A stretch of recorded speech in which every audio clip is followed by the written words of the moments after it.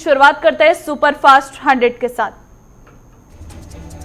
रक्षा मंत्री राजनाथ सिंह ने लोकसभा में चीन से जारी तनाव पर बयान दिया है। उन्होंने कहा कि सीमा विवाद पर एक गंभीर मुद्दा, दोनों देश शांति पर सहमत हैं, शांतिपूर्ण बातचीत से ही हल निकलेगा। रक्षा मंत्री ने कहा कि गलवान में हुई 15 जून की हिंसा में हमारे जवानों ने चीनी पक्ष को भारी क्षति पहुंचाई है। हमारी सेना ने चीन की मंशा को भांप लिया है। राजनाथ सिंह ने कहा कि चीन ने कई बार स्टेटस बदलने का प्रयास किया, लेकिन हमारे जवानों ने इसे असफल कर दिया। हमारे जवान हर स्थिति से निपटने के लिए तैयार हैं। राज्यसभा की कार्यवाही कल तक के लिए स्थगित हो गई है। सदन की कार्यवाही सुबह 9 बजे तक के लिए स्थगित हुई है। राज्यसभा से एयरक्राफ्ट संशोधन बिल 2020 पास हो गया है। ये विधेयक संसद के पिछले सत्र में लोकसभा में पारित हो चुका है। केंद्रीय मंत्री हरदीप पुरी ने कहा कि एयरक्राफ्ट संशोधन बिल से देश में विमान संचालन की सुरक्षा का स्तर बढ़ाने में सहायता मिलेगी। सपा सांसद जया बच्चन ने कहा कि बॉलीवुड को बदनाम करने की साजिश चल रही है। देश की आर्थिक स्थिति ठीक नहीं है और चीजों से ध्यान हटाने के लिए हमारा इस्तेमाल किया जा रहा है। जया बच्चन ने रवि किशन पर निशाना साधा है। उन्होंने कहा कि जिस थाली में खाते हैं उसी में छेद करते हैं। रवि किशन ने जया बच्चन पर पलटवार करते हुए कहा कि उन्हें जया बच्चन से ये उम्मीद नहीं थी। मुझे लग रहा था कि वो मेरे ड्रग्स वाले बयान का समर्थन करेंगी। कंगना रनौत ने जया बच्चन पर पलटवार करते हुए कहा कि अगर आपका बेटा फंदे पर झूल जाता तो क्या आप यही बयान देती। शिवसेना नेता संजय राउत ने जया बच्चन के बयान का समर्थन किया है। संजय राउत ने कहा, कंगना रनौत ने जो बयान दिया है उस पर बच्चन परिवार जवाब दे सकता है। कंगना रनौत ने शिवसेना पर हमला किया है। कंगना ने कहा, आदित्य ठाकरे का मूवी और ड्रग माफिया के साथ उनका उठना बैठना है, इसलिए परेशानी हो रही है। संजय राउत ने कहा कि कंगना आदित्य ठाकरे पर जो आरोप लगा रही है उन्हें गृह मंत्रालय, गृह सचिव और एजेंसियों को सबूत देने चाहिए। जो लोग भी सवाल खड़े कर रहे हैं, पहले भी उनका भी डोप टेस्ट होना चाहिए। प्रधानमंत्री नरेंद्र मोदी ने वीडियो कॉन्फ्रेंसिंग के जरिए बिहार में 7 परियोजनाओं की आधारशिला रखी और उनका उद्घाटन किया। पीएम मोदी ने इंजीनियर्स डे पर भारतीय इंजीनियरों को बधाई दी। इस मौके पर पीएम ने कहा, राष्ट्र निर्माण में बिहार का बड़ा योगदान है। देश के विकास के लिए बिहार लाखों इंजीनियर देता है।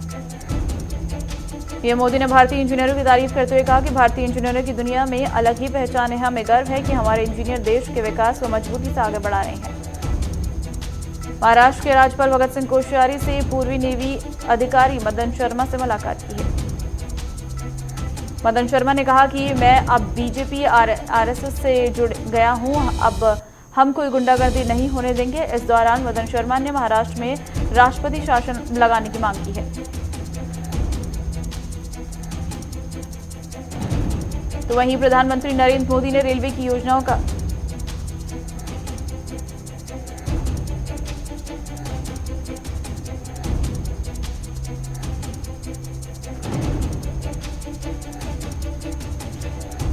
प्रधानमंत्री नरेंद्र मोदी 20 सितंबर को कोसी महासेतु समेत रेलवे की अन्य परियोजनाओं का उद्घाटन करेंगे। केंद्रीय कैबिनेट ने दरभंगा में एम्स खोलने को मंजूरी दे दी है। एम्स 1264 करोड़ रुपए की लागत से 4 साल के अंदर बनकर तैयार होगा।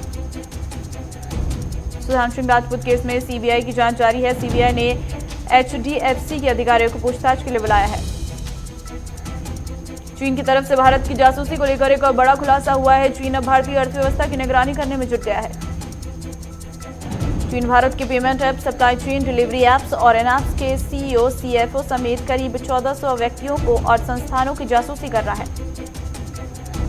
कांग्रेस महासचिव प्रियंका गांधी ने सरकारी नौकरियों में संविदा सिस्टम को लेकर सरकार पर निशाना साधा। उन्होंने योगी सरकार पर संविदा के जरिए युवाओं के अपमान का आरोप लगाया है। बढ़ती कीमतों के बीच प्याज के निर्यात पर केंद्र सरकार ने तत्काल रूप से प्रतिबंध लगा दिया है। सरकार की तरफ से इस बारे में एक नोटिफिकेशन भी जारी कर दिया गया है।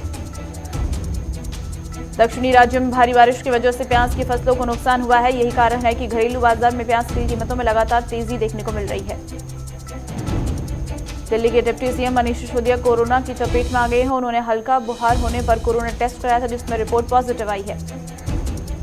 मध्य प्रदेश के कांग्रेस विधायक गोवर्धन सिंह दांगी का कोरोना से निधन हो गया। मुख्यमंत्री शिवराज सिंह चौहान ने दांगी के निधन पर शोक व्यक्त किया। आंध्र प्रदेश की वाईएस जगन मोहन रेड्डी सरकार ने केंद्र से अपील की है कि राज्य के विधान परिषद को जल्द से जल्द खत्म करने के लिए केंद्र सरकार कार्रवाई करे। पंजाब के पूर्व डीजीपी सुमेध सिंह सैनी को बलवंत सिंह मुल्तानी मामले में सुप्रीम कोर्ट से राहत मिल गई है। सुप्रीम कोर्ट ने अगले आदेश तक सैनी की गिरफ्तारी पर रोक लगा दी है। कांग्रेस नेता राहुल गांधी ने ट्वीट कर सरकार पर निशाना साधा है। राहुल ने कहा कि मोदी सरकार नहीं जानती कि लॉकडाउन में कितने प्रवासी मजदूर मरे और कितनी नौकरियां गई। जेएनयू के पूर्व छात्र नेता उमर खालिद को दिल्ली की कड़कड़ुमा कोर्ट ने 10 दिन के रिमांड पर भेज दिया है। आम आदमी पार्टी के नेता संजय सिंह ने योगी सरकार पर गंभीर आरोप लगाते हुए कहा है कि उन्हें अपने पद पर बने रहने का कोई नैतिक अधिकार नहीं है।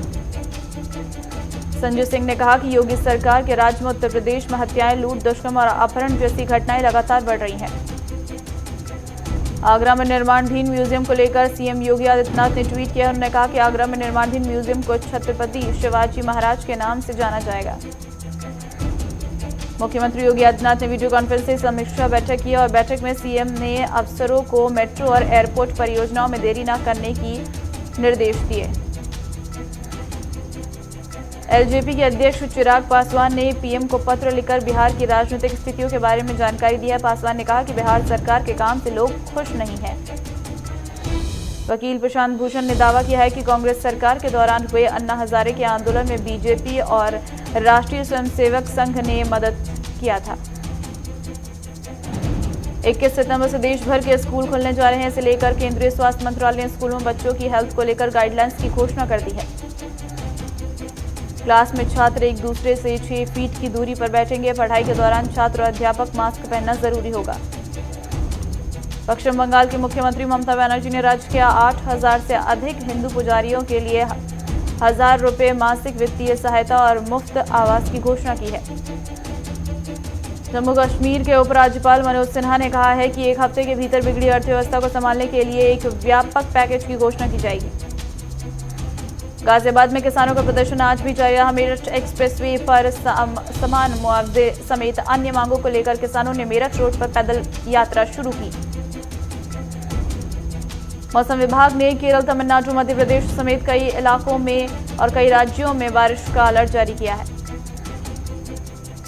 राजस्थान में मानसून एक बार फिर से सक्रिय हो सकता है। मौसम विभाग ने प्रदेश के 16 जिलों में बारिश की आशंका जताई है। इसके लिए येलो अलर्ट जारी किया गया है। भारत में कोरोना के बढ़ते मामले देखने को मिल रही हैं। पिछले 24 घंटे में 83,809 नए मामले सामने आए हैं। इसी के साथ संक्रमितों की संख्या 39,26,734 हो गई है। देश में अब तक 80,000 से अधिक कोरोना मरीजों की मौत हो चुकी है। पिछले 24 घंटे में 1,000 से अधिक लोगों की कोरोना से जान चली गई। महाराष्ट्र में कोरोना का कहर जारी है। पिछले 24 घंटे में कोरोना के 17,066 नए मरीज सामने आए हैं और 256 लोगों की मौत हो गई है। आईसीएमआर के मुताबिक 14 सितंबर तक कोरोना के कुल 5,43,00,000 सैंपल टेस्ट किए जा चुके हैं। कर्नाटक के शहरी विकास मंत्री बैराती कोरोना की चपेट में आ गई है। उन्होंने ट्वीट कर इसकी जानकारी दी है। गोरखपुर में रोजगार के लिए अंधविश्वास का सहारा लेते हुए बेरोजगार युवकों का वीडियो वायरल हो रहा है। वीडियो में तांत्रिक ने युवकों को बताया कि किस तरह रोजगार मिलेगा। अंबेडकर नगर में कोरोना के चलते हजरत मखदूम अशफाक सिमनानी का उर्स सादगी से मनाया गया। लखनऊ में सेवा सप्ताह के तहत बीजेपी प्रदेश अध्यक्ष स्वतंत्र देव सिंह ने चश्मे बांटे और प्रधानमंत्री नरेंद्र मोदी के जन्मदिन को सेवा सप्ताह के रूप में मनाया जा रहा है। कटिहार में कांग्रेस के पूर्व विधायक मनोज कुमार ने विधानसभा चुनाव को देखते हुए कार्यक्रम का आयोजन किया, जिसमें कोविड-19 के सभी नियमों को तोड़ा गया। लखनऊ में संपूर्ण समाधान दिवस का आयोजन किया गया। कोविड-19 के नियमों को ध्यान में रखते हुए लोगों की समस्याएं सुनी गई। तो वहीं बदायूं में एक डंपर की चपेट में आने से महिला की मौत हो गई और इलाज न मिलने के कारण महिला ने दम तोड़ दिया।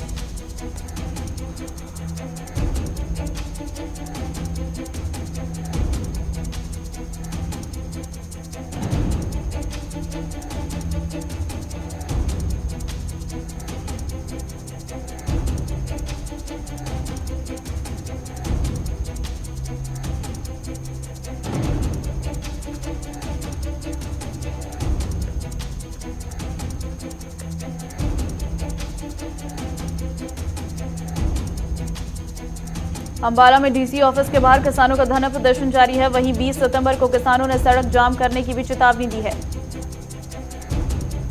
मैनपुरी में सरकार की नीतियों के विरोध में सपा कार्यकर्ता सड़क पर उतरे, कलेक्ट्रेट पर धरना प्रदर्शन किया, राज्यपाल के नाम ज्ञापन सौंपा।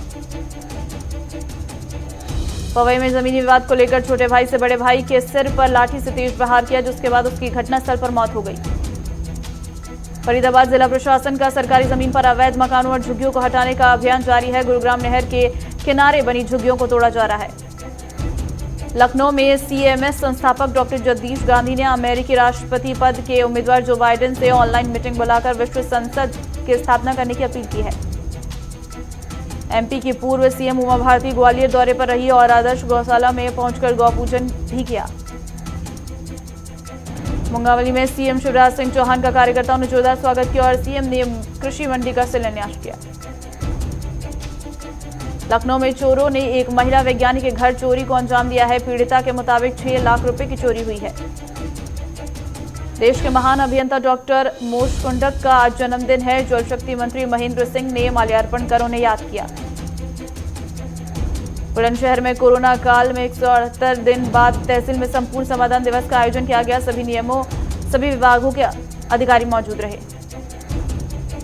उत्तराखंड विधानसभा अध्यक्ष प्रेमचंद अग्रवाल ने विधायक हॉस्पिटल में फैली अवस्थाओं को सुधारने के लिए बैठक की है। साथ ही सुरक्षा के लिए सीसीटीवी कैमरे लगाने के निर्देश दिए गए। उत्तराखंड में बढ़ते कोरोना संक्रमण को देखते हुए सरकार द्वारा बॉर्डर पर चौकसी बढ़ा दी गई है। बॉर्डर पर अपनी कोरोना रिपोर्ट नेगेटिव दिखाने के बाद ही प्रदेश में एंट्री मिलेगी। बाजपुर के भूमि प्रकरण मामले को लेकर सपा कार्यकर्ताओं ने तहसीलदार को ज्ञापन सौंपा, प्रदेश सरकार के खिलाफ जमकर नारेबाजी की। जोधपुर में चोरों ने 2 मकानों में चोरी की और विरोध करने पर महिलाओं के साथ मारपीट भी की। पुलिस मामले की जांच कर रही। सेंसेक्स 38,900 और निफ्टी 11,500 के स्तर पर खुला। वहीं बाजार में फार्म स्टॉक्स में तेजी आई। आज लगातार दूसरे दिन पेट्रोल डीजल की कीमतों में बड़ी गिरावट आई है। दिल्ली में पेट्रोल 81.55 और डीजल 72.56 रुपए प्रति लीटर पर पहुंचा। ऑनलाइन खरीदारी में डिमांड को देखते हुए अमेजॉन 1 लाख लोगों को हायर करेगी। 1 घंटे का 1,000 रुपए मिलेगा। ओटीटी प्लेटफॉर्म के लिए अलग से नियम नहीं बनेंगे। ट्राई ने कहा है कि इसे रेगुलेट करने के लिए गाइडलाइंस की जरूरत नहीं है। सेबी ने कल्याण ज्वेलर्स के आईपीओ को लेकर जवाब मांगा है। 1750 करोड़ रुपए के लिए कंपनी ने डीआरएचपी जमा किया है। बड़ी इंडस्ट्री और सेवा सेक्टर के एनपीए में भारी कमी आई है। 2 साल में 31% घटकर 4.36 लाख करोड़ आ गया है। खुदरा महंगाई की दर अगस्त में 6.69% रही। खाद्य वस्तुओं की कीमतों में 9.05% का उछाल आया।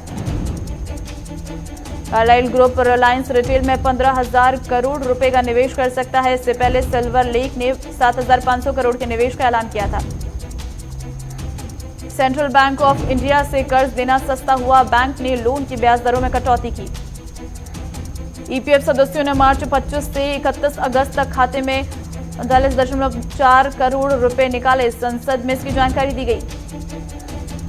पिछले 24 घंटे में दुनिया में 2.40 लाख नए कोरोना वायरस के मामले सामने आए हैं और 4,352 लोगों की जान गई है।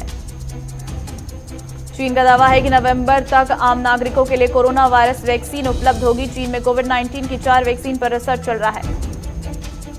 चुनाव से पहले प्लाज्मा थेरेपी को मंजूरी देने के लिए अमेरिकी राष्ट्रपति ट्रंप ने दबाव बनाया है। वैक्सीन को लेकर अधिकारियों ने चिंता जताई है। डेमोक्रेट्स की उपराष्ट्रपति पद की उम्मीदवार कमला हैरिस ने अपने नानी की तारीफ की है। कहा उनके जुनून की वजह से वो आज यहां पहुंची। जापान में किसान के बेटे अगले प्रधानमंत्री बनेंगे। पीएम पद के लिए रूलिंग पार्टी के इलेक्शन में 2 सांसदों को पीछे छोड़कर जगह पक्की की। लंदन में भारतीय मूल के महापौर प्रत्याशी को आकस्मिक टिप्पणियों के कारण हटाया गया। 1997 के आम चुनाव का वीडियो सामने आने पर निलंबित हुई। पाकिस्तान में शियाओं के खिलाफ हजारों की तादाद में सुन्नी उतरे। शिया समुदाय के खिलाफ शिया काफिर में जैसे नारे लगाए गए। जॉर्डन, बहरीन और यूएई के बाद अब ओमान भी इजराइल से दोस्ती करेगा। ओमान भी इजराइल के साथ शांति समझौते कर सकता है। ब्रिटिश वैज्ञानिकों ने शुक्र ग्रह पर जीवन का दावा किया है। वैज्ञानिकों ने बताया कि शुक्र ग्रह पर प्रॉक्सिमन नामक गैस है और इससे ग्रह पर जीवन के संकेत मिले हैं। चीन पर आक्रामक अमेरिका ने नए प्रतिबंध लगाए हैं। अमेरिका ने चीन के 5 वस्तुओं के एक्सपोर्ट पर रोक लगाई। काला हिरण शिकार मामले में सलमान खान को जोधपुर की अदालत में पेश होना होगा। राजस्थान की जोधपुर की जिला जेल ने सलमान खान को 28 सितंबर को पेश होने को कहा है। अक्षय कुमार की फिटनेस और उनका जज्बा देखकर बेयर ग्रिल्स उनसे इंप्रेस हो गई है। बेयर ने कहा है कि मैं मान गया, लोग तुम्हें खिलाड़ी क्यों कहते हैं। अंकिता ने इमोशनल ट्वीट कर फिर से सुशांत सिंह राजपूत को याद किया। उन्होंने कहा कि कुछ यादें कभी भुलाई नहीं जाती, वो हमेशा हमारे साथ रहती हैं। सुशांत, तुम हमेशा हमारी यादों में रहोगे। एक्टर जॉन अब्राहम ने नेपोटिज्म पर बोलते हुए कहा कि हर किसी की अपनी जर्नी और अपने चैलेंजेस होते हैं। इंडस्ट्री में सिर्फ 2 ही ऑप्शन है, या तो काम करो या फिर बैठकर जहर घोलते रहो। होम क्वारंटीन में मलाइका अरोड़ा अपने बेटे को याद कर रही हैं। मलाइका ने अपने बेटे की तस्वीर शेयर की है। मेरा दिल इस बात से टूट जाता है कि मैं कुछ दिन अपने बच्चों को गले नहीं लगा पाऊंगी। बीसीसीआई के अध्यक्ष सौरव गांगुली ने इंडियन प्रीमियर लीग की मेजबानी करने वाले 3 स्थलों में से एक शारजाह स्टेडियम का दौरा किया और इस नवनीत स्टेडियम की सराहना की। आरसीबी के विस्फोटक बल्लेबाज एसबी डिविलियर्स ने विराट कोहली की तारीफ करते हुए कहा कि कप्तान हमेशा से आगे बढ़कर टीम का नेतृत्व करते हैं और एक उदाहरण सेट करते हैं। साउथ अफ्रीका के क्रिकेटर डेविड मिलर धोनी की तरह बल्लेबाजी करना चाहते हैं। मिलर ने कहा कि धोनी जैसा फिनिशर कोई नहीं है, वे दबाव में भी शांत रहकर आसानी से मैच जीत लेते हैं। नोवाक ने कहा कि यूएस ओपन में हुई गलती से उन्होंने बड़ा सबक लिया है। बता दें कि जोकोविच को लाइन जज के गले पर गेंद मारने के कारण टूर्नामेंट से बाहर कर दिया गया था। स्पेन के पूर्व मिडफील्डर कमाचो ने चोट से नहीं उभर पाने के कारण फुटबॉल से संन्यास लेने की घोषणा कर दी है।